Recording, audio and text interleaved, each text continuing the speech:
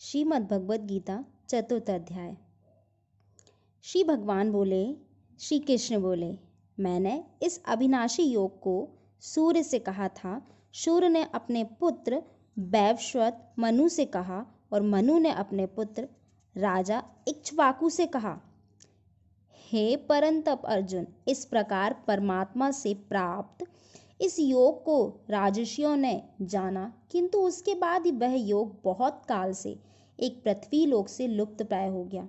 तू मेरा भक्त और प्रिय सखा है, इसलिए वही यह पुरातन योग आज मैंने तुझको कहा, क्योंकि यह बड़ा ही उत्तम रहस्य अर्थात गुप्त रखने वाला विषय है। तब अर्जुन बोले, आपका जन्म तो आवर्चीन अभी हाल का है और सूर्य का जन्म बहुत पुराना है, अर्थात कल्प के आदि में हो चुका था। तब मैं इस बात को कैसे समझूं कि आप ही ने कल्प के आदि से सूर्य से यह योग कहा था। श्री भगवान बोले, हे परंतप अर्जुन, मेरे और तेरे बहुत से जन्म हो चुके हैं, उन सबको तू नहीं जानता, किंतु मैं जानता हूँ। मैं अजन्मा और अविनाशी स्वरूप होते हुए भी तथा समस्त प्राणियों का ईश्वर होते हुए भी अपनी प्रकृति को अधीन करके अपनी योग माया से प्रकट होता हूँ। हे भारत, जब जब धर्म की हानि और अधर्म की वृद्धि होती है, तब तब ही मैं अपने रूप को रचता हूँ, अर्थात साकार रूप से लोगों के सम्मुख प्रकट होता हूँ।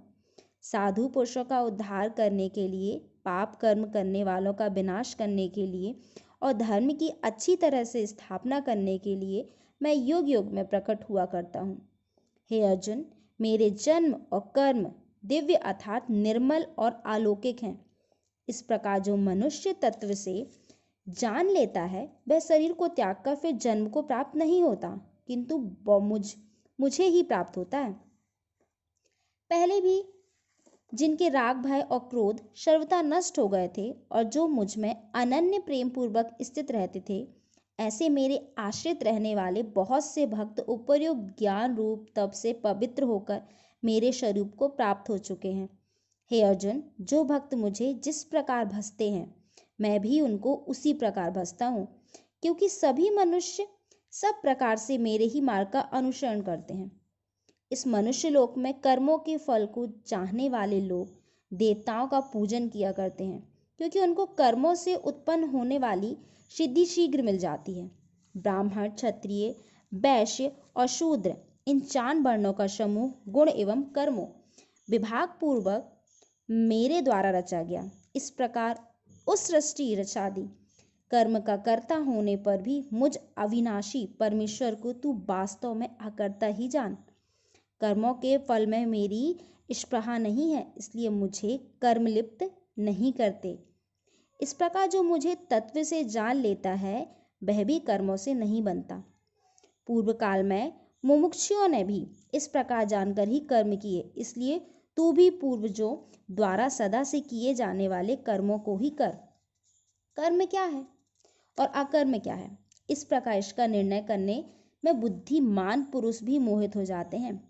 इसलिए हम कर्तव्य मैं तुझे भली भांति समझा कर कहूँगा, जिसे जानकर तू अशुभ से अर्थात कर्मबद्ध से मुक्त हो जाएगा। कर्म का स्वरूप भी जानना चाहिए और अकर्म का स्वरूप भी जानना चाहिए तथा विकर्म का स्वरूप भी जानना चाहिए, क्योंकि कर्म की गति गहन है।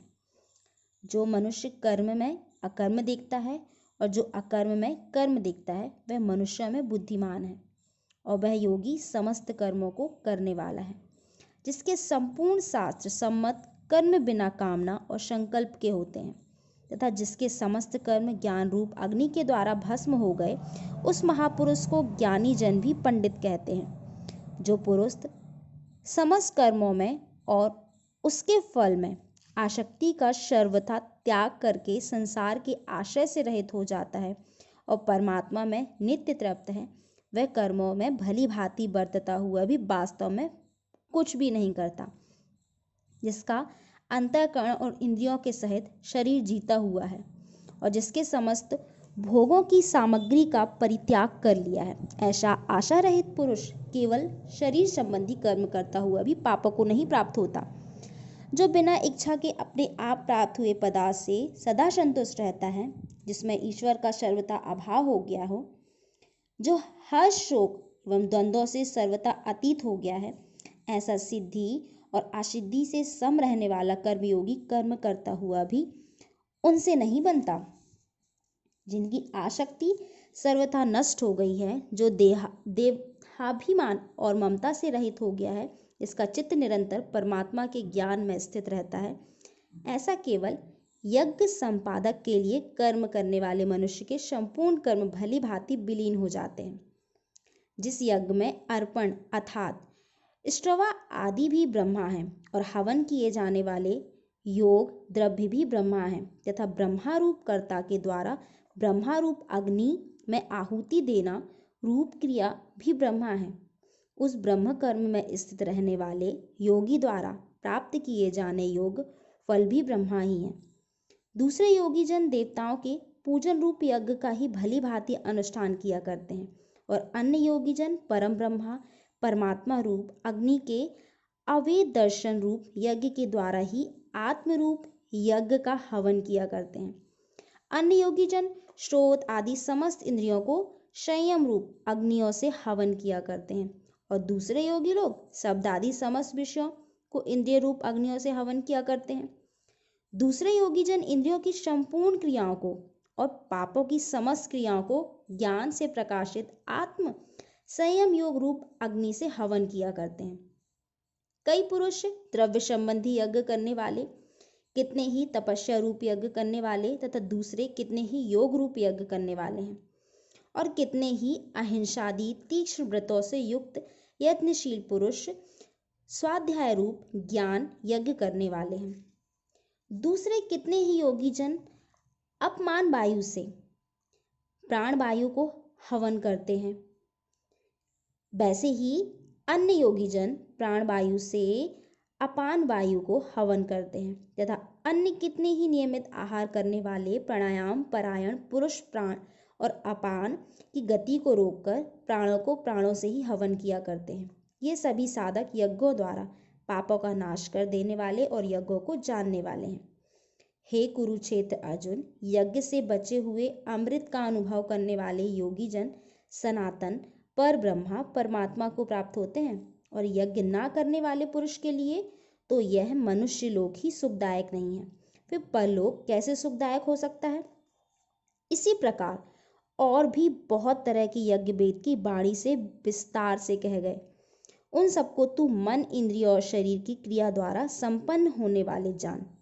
इस प्रकार तत्व से जानकर उनके अनुष्ठान द्वारा कर्मबद्ध से सर्वथा मुक्त हो जाएगा। हे परंतप अर्जुन, द्रव्यमय यज्ञ की अपेक्षा ज्ञान यज्ञ अत्यंत श्रेष्ठ है तथा यावन मात्र संपूर्ण कर्म ज्ञान में समाप्त हो जाते हैं।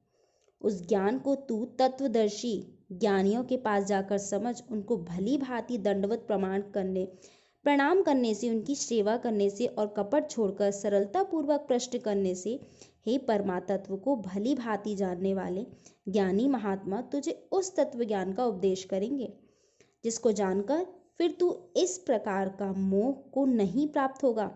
तथा हे अर्जुन, जिस ज्ञान के द्वारा तू संपूर्ण भूतों को निशेष भाव से पहले अपने में और पीछे मुझे सच्चिदानंद परमात्मा में देखेगा, और यदि तू अन्य सब पापियां भी अधिक पाप करने वाला है तो भी तू ज्ञान रूप नौका द्वारा निसंदेह संपूर्ण पाप समुद्र में भली भांति तर जाएगा। क्योंकि हे अर्जुन, जैसे प्रज्वलित अग्नि ईंधनों को भस्मय कर देता है, वैसे ही ज्ञान रूप अग्नि संपूर्ण कर्मों का भस्मय कर देता है। इस संसार में ज्ञान के समान पवित्र करने वाला निसंदेह कुछ भी नहीं है। उस ज्ञान को कितने ही काल में कर्मयोग के द्वारा शुद्धांतकरण हुआ मनुष्य अपने आप ही आत्मा में पा लेता है। जितेंद्रिय साधन परायण और श्रद्धावान मनुष्य ज्ञान को प्राप्त होता है तथा ज्ञान को प्राप्त होकर वह बिना विकल्प के तत्काल ही भगवत प्राप्ति परम शांति को प्राप्त हो जाता है। विवेकहीन और श्रद्धा रहित संशय युक्त मनुष्य परमार्थ से अवश्य भ्रष्ट हो जाता है। ऐसे संयम युक्त मनुष्य के लिए ना यह लोक है, ना परलोक है और ना सुखी है। हे धनंजय, जिनके कर्म योग की विधि से समस्त कर्मों का परमात्मा में अर्पण कर लिया और जिसने विवेक द्वारा समस्त संयमों का नाश कर लिया, ऐसे बस में किए हुए अंतःकरण वाले पुरुष को कर्म नहीं मानते। इसलिए हे भरतवंशी अर्जुन, तू हृदय में स्थित इस अज्ञान जनित अपने संशय का विवेक ज्ञान रूप तलवार द्वारा छेदन करके समस्त रूप कर्मयोग में स्थित हो जा और युद्ध के लिए खड़ा हो जा। अर्थात इस चतुर्थ अध्याय में श्री कृष्ण भगवान अर्जुन को समझाते हुए कहते हैं कि तू अपने कर्म के ऊपर काम कर, तू अपने कर्म पर ध्यान दे, क्योंकि कर्म से ही तेरी तृप्ति होगी। कर्म अगर नहीं करेगा तो तू तृप्त नहीं होगा, तू योद्धा नहीं कहलाएगा। इसके लिए श्री कृष्ण भगवान ने एक उदाहरण भी दिया है, महाभारत में भी हमने देखा है। श्री कृष्ण कहते हैं, एक समय की बात है कि एक बेटा था और उसका जो पिता था वो मरने की कगार पर था। उसी समय अचानक से क्या हुआ कि गांव में एक हलचल मची। वहां पर कुछ लड़कियों के साथ अत्याचार हो रहे थे। कुछ दानव, कुछ राक्षस आए और लड़कियों के साथ अत्याचार कर रहे थे, उनके साथ छेड़खानी कर रहे थे। अब यहाँ पर श्री कृष्ण भगवान पूछते हैं कि वो बेटा मरते हुए बाप को 2 बूंद पानी पिलाएगा कि वहाँ पर उन लड़कियों को बचाएगा जो वहाँ गांव में एक हाहाकार मचा हुआ है, लड़कियों को परेशान करते हुए हैं। तो यहाँ पर क्योंकि वो एक दुविधा में फंस गया है, धर्म संकट, इसे हम धर्म संकट भी बोल सकते हैं। लेकिन ये क्या करना है क्या नहीं करना है ये कोई और नहीं बताएगा। ये हमारे ऊपर स्वयं पर निर्भर करता है कि हमें क्या करना चाहिए, कि मरते हुए पिता को 2 बूंद पानी पिलाना है या फिर उन लड़कियों को बचाने के लिए अपनी जान भी दांव पर लगा देनी है। तो ये कर्म पर निर्भर करता है, कि हमारे ज्ञान पर निर्भर करता है, हमारे सामर्थ्य पर निर्भर करता है। तो श्री कृष्ण यहाँ पर समझाने की कोशिश करते हैं कि हे अर्जुन, तू अपने कर्म पर ध्यान दे। तेरा कर्म क्या है, तेरा प्रथम कर्म क्या है, तेरा सबसे पहले सामर्थ्य क्या होने वाला है। ये था हमारा चतुर्थ अध्याय।